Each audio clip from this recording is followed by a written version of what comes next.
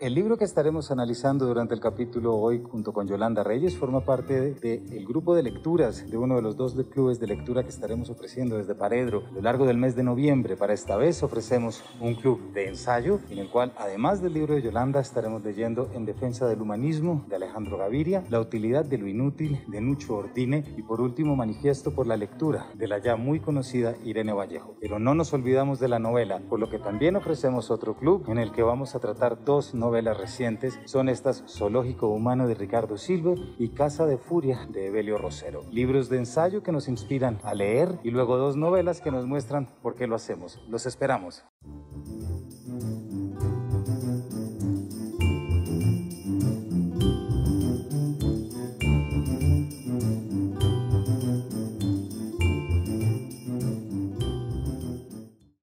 Hola a todos, bienvenidos a una nueva edición de Paredro, el podcast sobre libros, autores y demás actores del mundo literario. Mi nombre es Camilo Hoyos y el día de hoy estamos con una invitada sobre quien hemos escuchado desde que éramos lectores infantiles y ya sabíamos que debíamos ir a comprar esos libros elegidos a la librería Espantapájaros y que teníamos esos viajes con los padres y veíamos por allá metida y entrábamos en el mundo de la lectura, ese mundo tan bonito de la lectura de la infancia. Desde esta casa por lo menos nos preocupamos y procuramos que los lectores adultos sigan teniendo. Con nosotros está una persona a quien debemos escuchar atentamente porque aprendemos mucho y sobre todo tenemos razones para creer en el futuro mucho. Me refiero, sin más, a Yolanda Reyes. Yolanda, bienvenida a Paredro. Hola Camilo, pues yo muy feliz de estar en este espacio que sigo y al que quiero mucho. Muchísimas gracias, Yolanda. Para quien aún no lo sabe, Yolanda nació en Bucaramanga en 1959, fundadora, como acabamos de decir, de Espantapájaros en Bogotá, que es un proyecto pionero en el fomento de la lectura desde la primera infancia, pero también autora de libros como El terror de Sexto B, que fue premio Fundalectura del 94, también la novela Los años terribles, de beca de creación del Ministerio de Cultura, Los agujeros negros, Una cama para tres, y luego novelas como Pasajera en tránsito y Qué raro que me llame Federico. Para el día de hoy estamos hablando de un libro muy bonito y muy necesario, con un título precioso que ya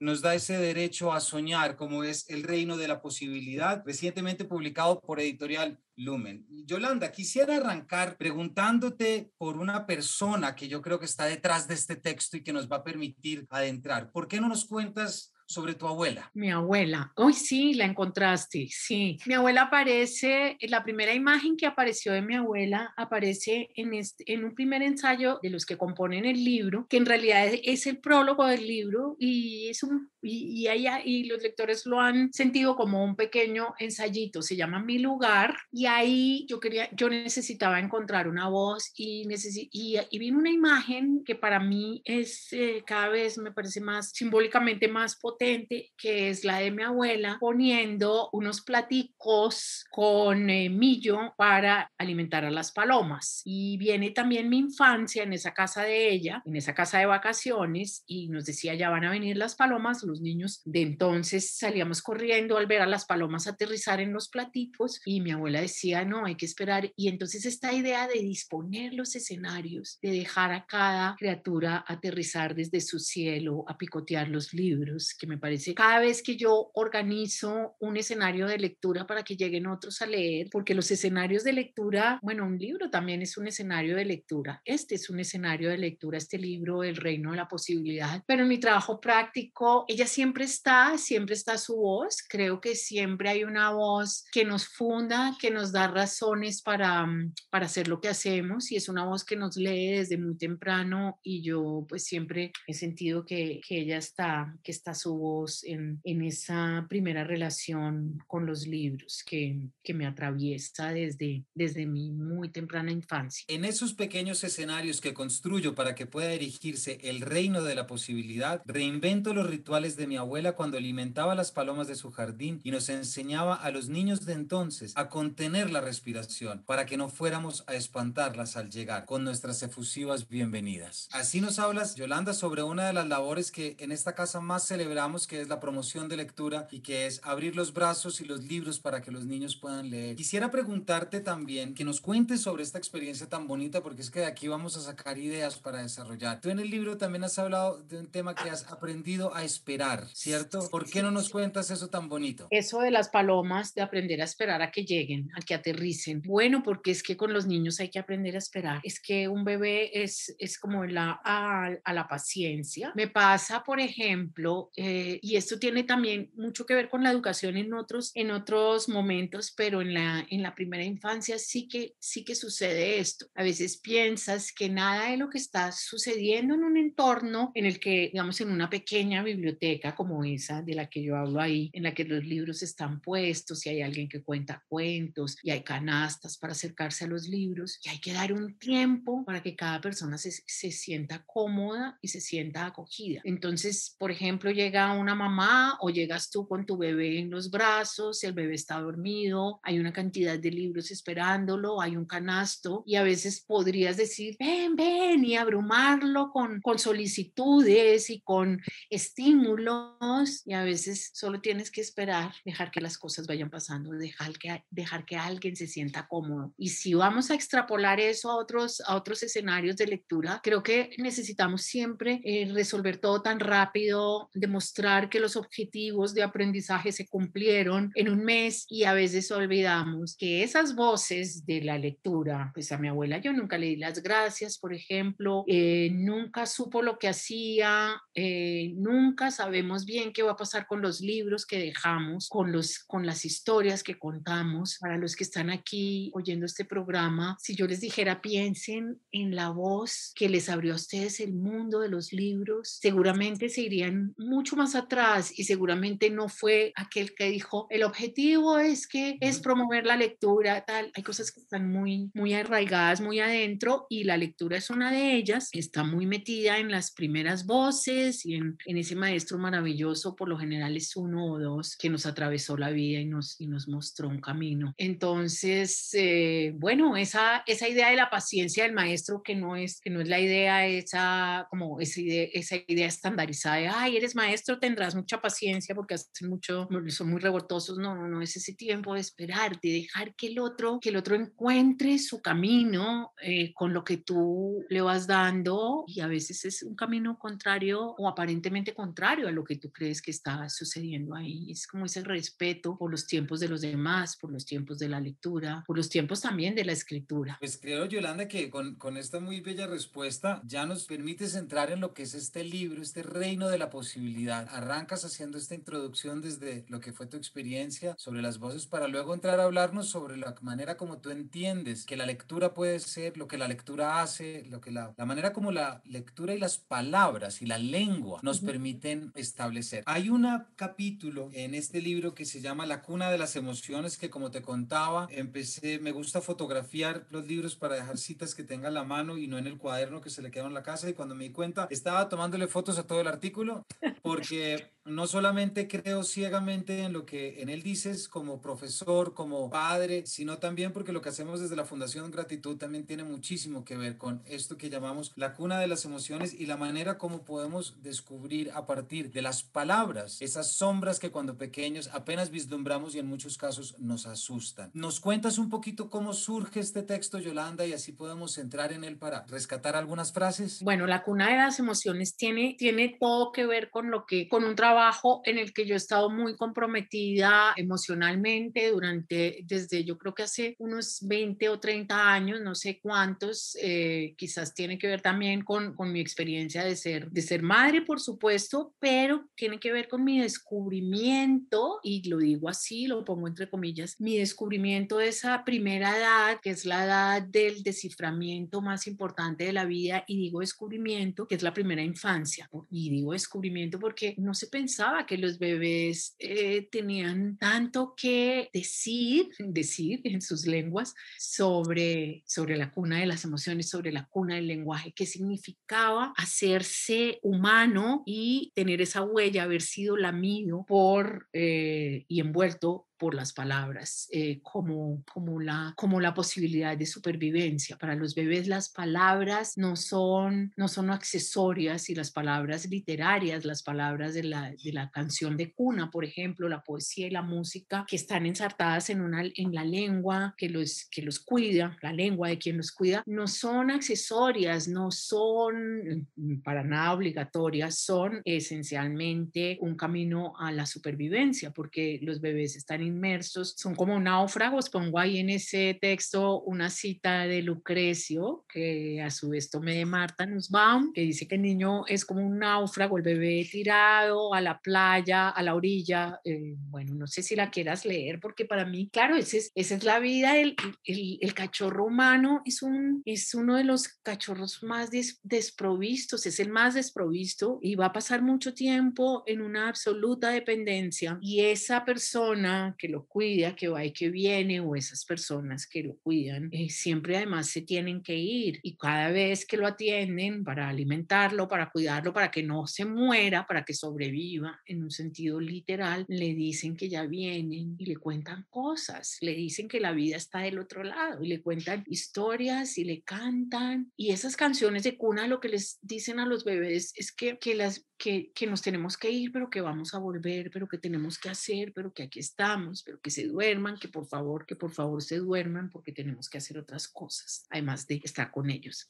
Pero eso lo dice la poesía de una manera poética, cantando, y lo que el bebé agarra de eso, además de la anticipación y todo, es la sensación de que hay algo, de que hay una envoltura simbólica, poética, sonora, que lo salva, que le trae la promesa de que hay alguien, incluso cuando ese alguien se ha tenido que ir, y deja una huella. Entonces, esa es la cuna de las emociones para mí. Yo desde ese tiempo, de ese descubrimiento, mira, yo estudié literatura, era maestra, incluso ya había empezado a trabajar en un lugar que para mí fue impresionantemente revelador, que fue la Fundación Rafael Pombo. Ahí montamos una biblioteca para niños, pero incluso con todas esas cosas, yo no había cobrado conciencia de la salvación que son las palabras poéticas para un niño, para un bebé. Y cuando entiendes eso, entiendes también que en esa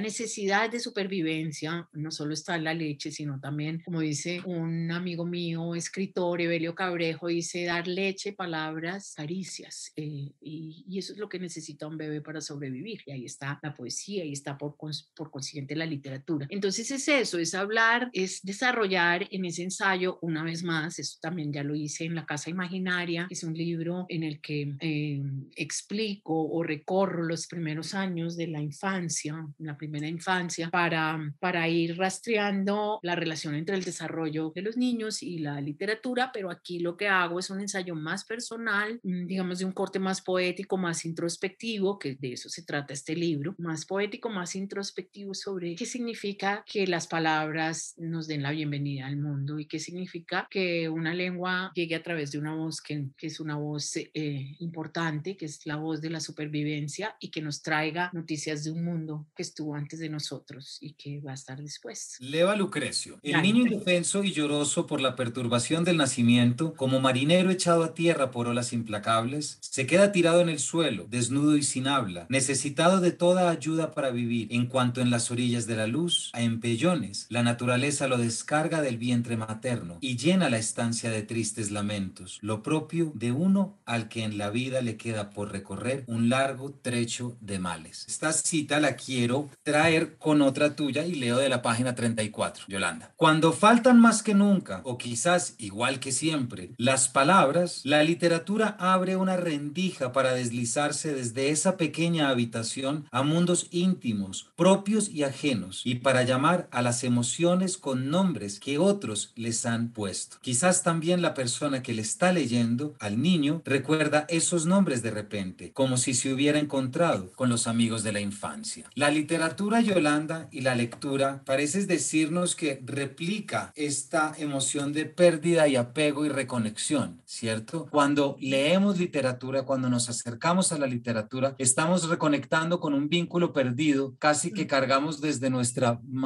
el instante en que caemos en cuenta de ese yo. Porque además todo el tiempo inicial vital de la infancia es el tiempo de saber dónde termino yo y dónde empieza el otro o la otra que me cuida, la otra, por lo general la madre.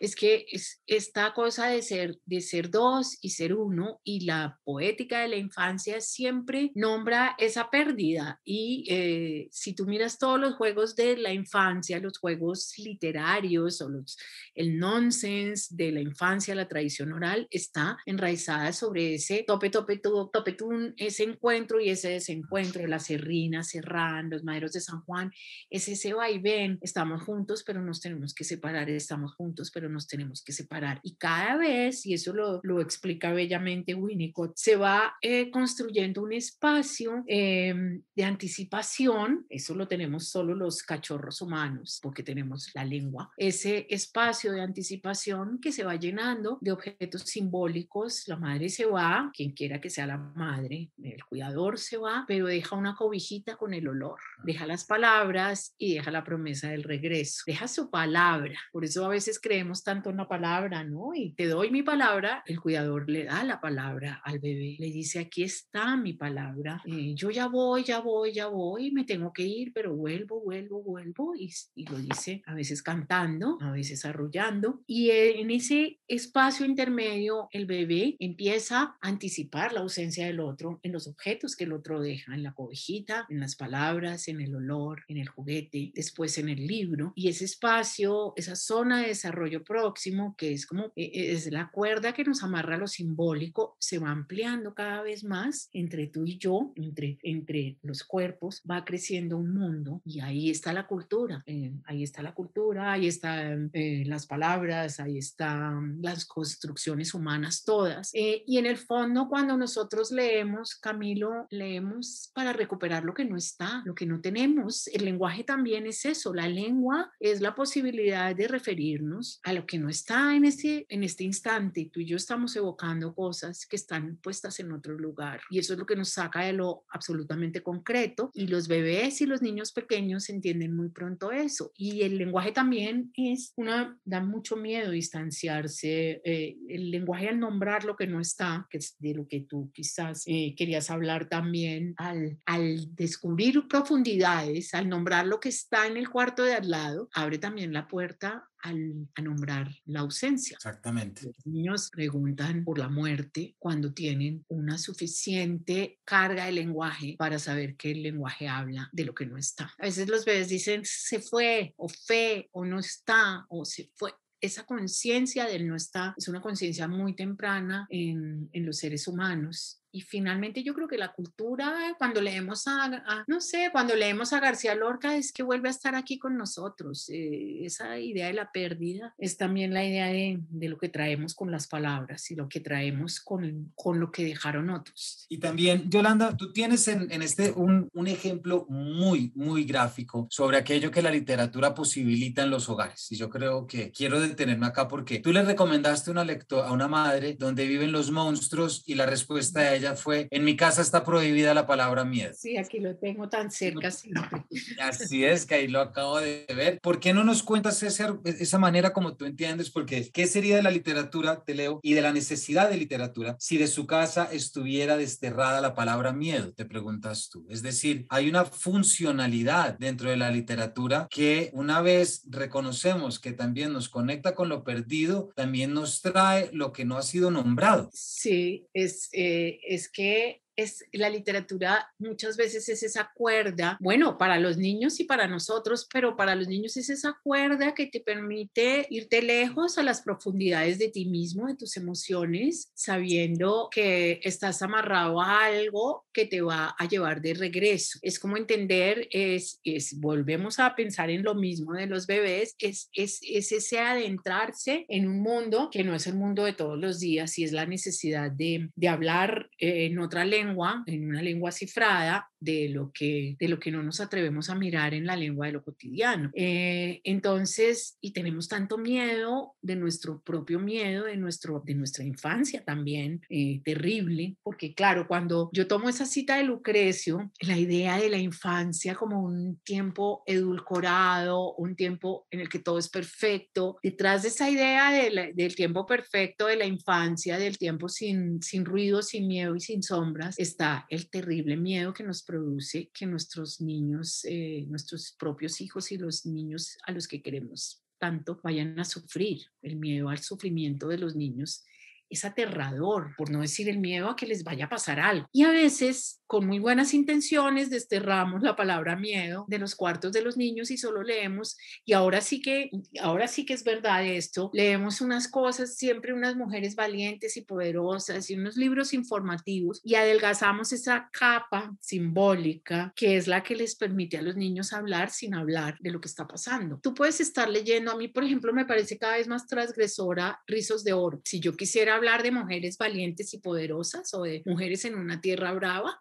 quizás el primer referente sería Rizos de Oro. Rizos de Oro se atraviesa el bosque, va a la casa de los osos, se come la comida, desobedece todos los órdenes, se enfrenta con esos 3 osos, pero si tú te pones a mirar, hay una cuerda que amarra todo, que es una estructura. Hay 3 platos, hay una sala, hay 3 sillas, sube las escaleras, hay 3 camas, hay 3 osos, y los osos vienen por el bosque, y al final ella, cuando ha hecho todas las cosas terribles y se despierta con ellos encima, puede salir corriendo y atravesar ese bosque, que es el bosque de la ficción, y llegar también como Max a su casa. Y eso es lo que hace Alicia también, y eso es lo que hacemos todos cuando nos encontramos un libro que nos hace llorar y mirar y desnudar las emociones más aterradoras que ni siquiera nos atrevemos a decir que están en el fondo de nosotros, y podemos atravesarlas y vivirlas y sentirlas y llegar a tiempo para la hora de la cena como Max. Y eso se enseña, eso también se enseña a los niños, se enseña, a mí esas cosas me parecen más importantes que la idea principal, se enseña a poder hablar en una lengua a otra de esas emociones y de esos mundos interiores, y cuando damos esa lengua del mundo nuestro y del mundo de los niños y solo contamos cosas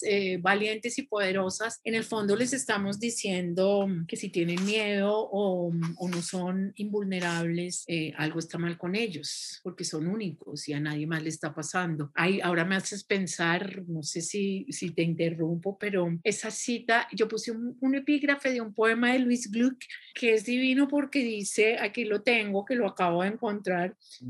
Dice, cuando era niña sufría de insomnio. En las noches de verano mis padres me dejaban sentarme junto al lago. Me llevaba al perro para que me hiciese compañía. Dije, ¿sufría? Ese era el modo en que mis padres explicaban gustos a su juicio inexplicables. Mejor sufría que prefería vivir con el perro. Oscuridad, un silencio que anulaba la condición mortal. Bueno, es muy bello ese poema, pero es como la literatura nos acompaña en las noches oscuras y nos permite entrar en ese sufrimiento que es parte de nuestra vida interior. Eso también hacemos cuando escribimos, es seguir esa cuerda. Y yo creo que mal hacemos, Yolanda, con nosotros mismos o con nuestros hijos, negar el contacto con las emociones que nos pueden poner en límites, que nos pueden exigir de nosotros mismos y que nos pueden mostrar que el mundo puede ser más tenebroso de lo que hemos imaginado. A mí me pasó algo leyendo tu análisis, por ejemplo, de dónde viven los monstruos, que creo que finalmente entendí, y te lo quiero decir a través de una frase muy bonita que tú pones, que es aprender a domar en lo simbólico aquello que se debe domar en lo real. Quisiera a partir de allí saltar a cómo, Yolanda, aquello que tú dices que hacemos con los niños es lo que yo desde este programa y en tanto intentamos siempre hacer con los lectores adultos, es decir, generar eso que Martha Nussbaum se refiere como la imaginación narrativa, ¿cierto? Esa capacidad que tenemos para poder contar con un insumo de experiencias que no nos han pasado a nosotros, vidas que nosotros no hemos vivido, pero que sin embargo mejor nos permiten afrontar la vida que nos tocó. ¿Por qué normalmente los padres, Yolanda, creen que los hijos deben leer libros que les enseñen modelos de vida, pero por qué el lector adulto luego se olvida él mismo de hacer lo mismo desde lo literario? Pero ahí también habría que matizar, porque es que a veces los modelos de vida que pretendemos que los niños lean son modelos de vida vida perfectos o dignos de imitación. Y yo, al contrario, pienso que lo que nos dice la literatura, y esto a cualquier edad, es que podemos ser tan malvados y tan maravillosos como los personajes de los libros que leemos. Entonces, no creo que nos distanciemos nunca de eso. Digamos, el deber ser de la literatura didáctica sí es darles a los niños, cada vez veo más en la librería, la gente llega, quiero un libro para que mi hija no se porte mal, y yo digo, y le puedo dar de pronto Donde viven los monstruos, que es todo lo contrario, pero esto es portarse muy mal. Sí, claro, porque es que portarse muy mal es domar los monstruos dentro de uno mismo, y o sea, la literatura no está hecha para que nos portemos mejor, quizás está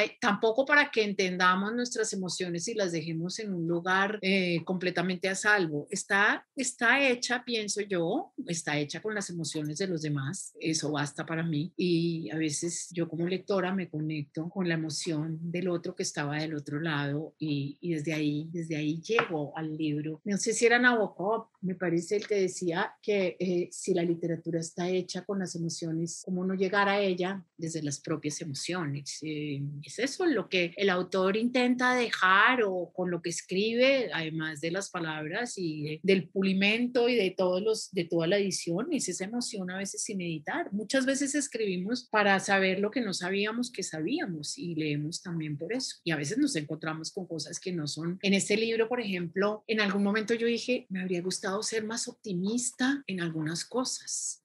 Después pensé, ¿por qué? ¿Por qué tendría que ser más optimista? Es la perplejidad de las preguntas sobre la educación, sobre este país, sobre este tiempo, incluso sobre este planeta, que son las perplejidades que nos atraviesan y que nos hacen pensar en este momento, o las que nos llevan a escribir quizás, y a pensar también en la educación, pero no en la educación como, la esperanza, viva la esperanza. Yo creo que eso es una mirada muy superficial, como muy, no sé, ingenua, y a veces los libros lo que abren es otra, en cualquier edad, abren otras maneras de encontrarnos con eso que no sabemos nombrar. Y además, Yolanda, y tú esto lo afirmas en el libro, y ahorita que estábamos hablando, cuando rescatamos la lectura literaria, como la estamos rescatando acá y la rescatas tú en tu libro, también es traer algo muy importante y necesario para un país como el nuestro, que es lo simbólico como plano de experiencia y lo simbólico como plano de vida. ¿Por qué no nos cuentas esa importancia? Porque creo que está en el corazón de tu promoción de lectura. Sí, y también creo que está en el corazón de este libro, porque es como yo, como persona que ha estado muy cerca de gente y acompañando a gente a leer y a escribir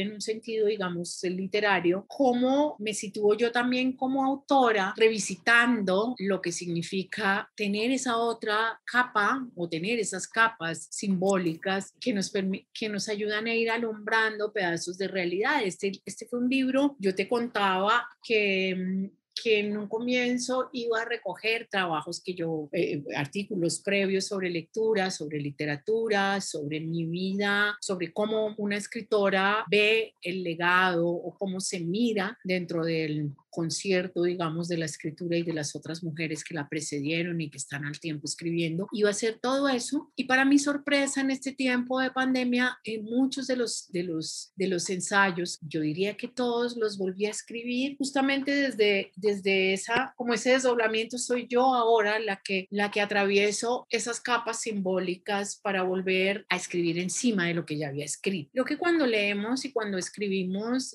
siempre estamos reeditando un pedazo de experiencia y volviéndola a mirar desde otra lente y a la luz de otras experiencias. Estábamos en tiempos de pandemia, y yo, mientras tanto, acompañaba a otros desde sus pantallas, como tú también seguramente hiciste, y me hacía preguntas sobre por qué seguimos creyendo en estas cosas, me hacía preguntas sobre cuál puede ser el sentido de la educación en estos tiempos tan difíciles, y esta es una pregunta, ¿qué puede ser importante para estos recién llegados en un mundo en el que lo único que sabemos es la incerteza y la incertidumbre, y sabemos sobre todo que nada de lo que nosotros tenemos ahora, quizás nada del mundo circundante se va a parecer quizás al mundo de estos niños cuando tengan 30 años.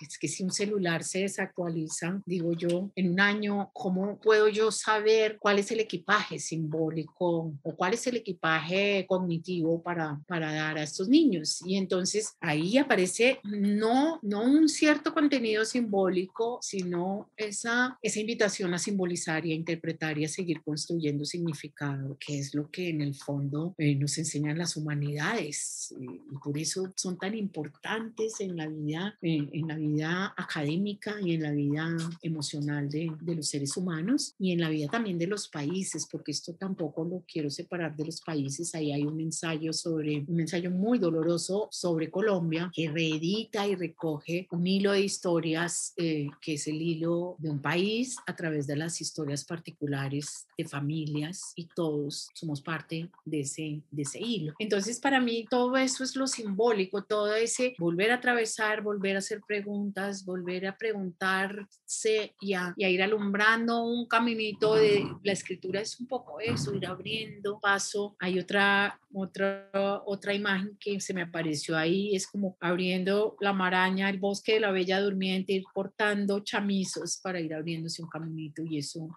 fue lo que traté de alguna manera de reproducir ahí en este libro, esa experiencia mía de irme abriendo paso por la escritura. Yolanda, se nos acaba el tiempo, me quedan dos preguntas, pero hay una primera que no puedo dejar de hacerte porque también tu experiencia dentro del texto, y ya nos dijiste que eso es un estilo más intimista, más tuyo. El último capítulo es un capítulo, además, último capítulo titulado Mujeres en una tierra brava, que ahorita hiciste referencia. Sí.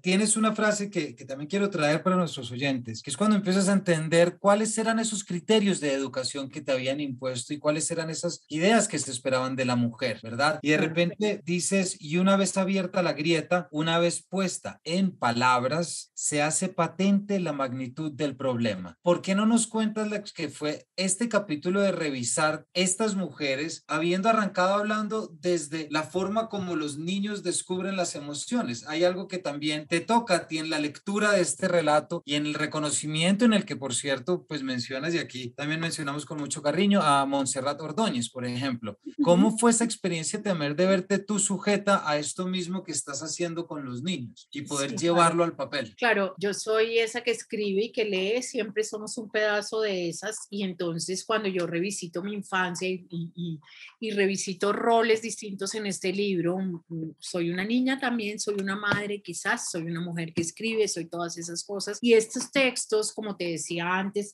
son reediciones o reescrituras de textos anteriores. Entonces, en algún momento yo hice un ensayo que giraba alrededor de esas mujeres de los años de la primera mitad del siglo XX, que son mis mujeres.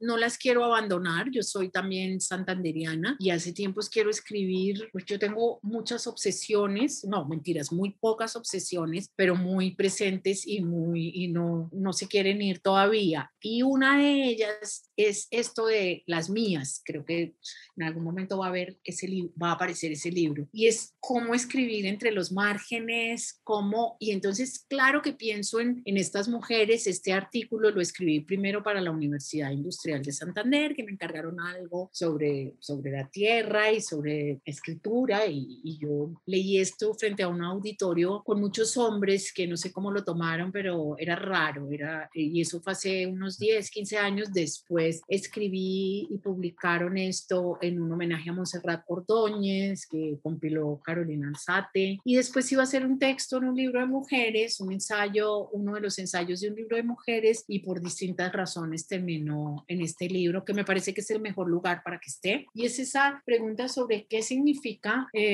o cómo me miro yo otra vez en este crisol de voces de las niñas que fuimos, de las madres que tuvimos, qué significa, por ejemplo, ser hija de alguien que votó por primera vez 2 años antes de que yo naciera, qué significan las imágenes en las que nos criamos o con las que nos criamos, las narrativas, cuando se empiezan a romper, y esta idea de las niñas buenas y de las niñas que solo hacen ciertas cosas para agradar a otros, pues a sus madres, a sus hermanos, a la literatura también, debo decirlo, y esta libertad repentina que se nos abre para poder escudriñar y para poder incursionar entre esas bisagras, entre esas cosas que no nos hemos dicho y que no hemos dicho en la escritura, y que también me hace pensar en las niñas de ahora. Fíjate que ahí hay algo con lo que me gustaría dejar resonando, la idea de que las niñas no sacan buenos puntajes según las pruebas PISA mundiales, las pruebas mundiales PISA en matemáticas, la idea de que no hay dificultades cognitivas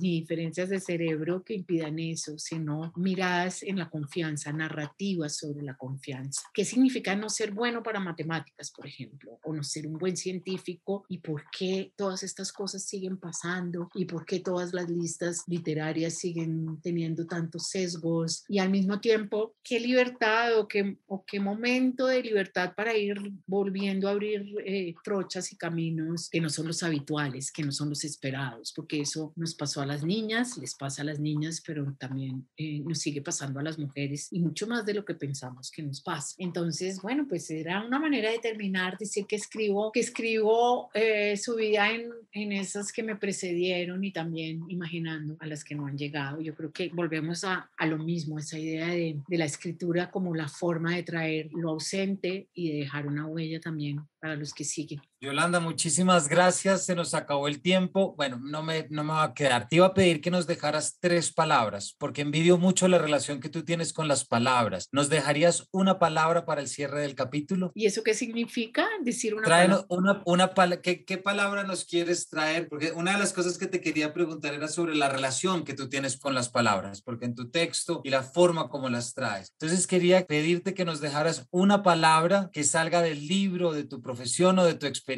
para cerrar este capítulo contigo. Todavía. Ay, qué bonito. Adoro esa palabra, no sé, me gusta mucho. Puedo decir, Muchas gracias, Yolanda. ayer fue una niña, miró todos los libros que tenía de Anthony Brown y dijo, este no lo tengo todavía. Y yo pensé, eso significa que ella ya sabe que lo va a tener alguna vez. Tiene 2 años y medio, y me parece que esa idea de todavía es muy bella, porque es una idea de lo que va a pasar. Yolanda, muchísimas gracias. Gracias por recordarnos lo que la literatura hace, pero también lo que el material de la literatura hace, es decir, las palabras, las frases, todas esas capas que traen detrás de lo simbólico con sus emociones. Para todos quienes nos han estado acompañando, hemos estado hablando de El Reino de la Posibilidad, que por cierto es uno de nuestros libros elegidos para nuestro primer club de lectura Paredro de ensayo. Entonces, todo lo que hemos estado hablando con Yolanda estará presente la próxima semana. Ya saben el título, ya saben el camino a su librería más cercana, ¿por qué no Espantapájaros? Para que vayan de una vez y compren libros a sus hijos, porque este definitivamente es un libro que todo aquel que se interesa y que tiene esperanza en la literatura y en la lectura debe leer. Yolanda, muchísimas gracias por habernos acompañado. Camilo, a ti un placer inmenso. Un abrazo para ti y bueno, para todos los que están del otro lado. Igualmente para ti y bueno, y todos ustedes, muchísimas gracias por habernos acompañado y nos vemos en una próxima edición de este Paredro. Hasta luego.